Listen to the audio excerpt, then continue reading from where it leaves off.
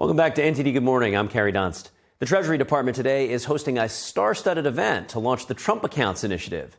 It comes as President Trump doubles down on his affordability messaging ahead of the midterm elections.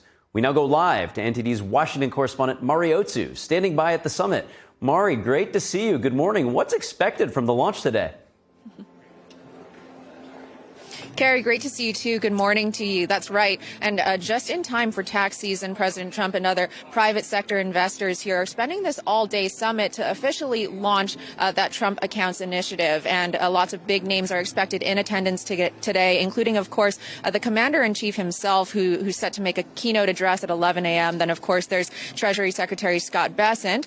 There's rapper Nicki Minaj, Press Secretary Caroline Leavitt, Cheryl Hines, Kevin O'Leary, Michael Dell, and many other CEOs that have already pledged to match that government's initial contribution to these accounts. So how do they work exactly? The federal government deposits $1,000 for any eligible babies, that is babies born between January 1, 2025 and 2028 into these accounts. That's tax-free growth until it's withdrawn at age 18. And there's no income limit for eligibility. All you have to have is a social security number. Parents can then contribute up to $5,000 annually and then withdraw for educational expenses. And then when the child turns 18, the account then functions like a traditional IRA. And here's a Heritage Foundation economist, E.J. Antony, talking about it this morning. Take a look.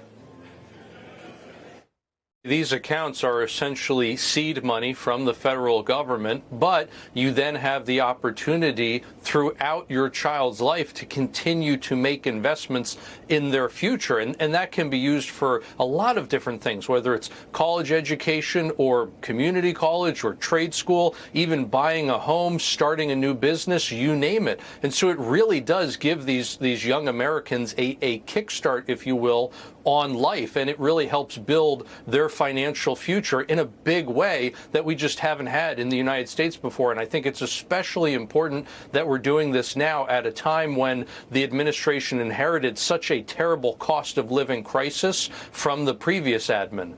Now, this launch is coming just a day after President Trump took his affordability messaging to Des Moines, Iowa, ahead of the midterm elections. And his chief of staff, Susie Wiles, says that President Trump is going to ramp up his domestic travel to one U.S. city per week, acting like it's 2024 and he's on the campaign trail despite not being on the ballot. He's going to act like it is. And the accounts themselves now are set to go live on July 4, 2026. That's on America's 250th anniversary. Carrie, back to you.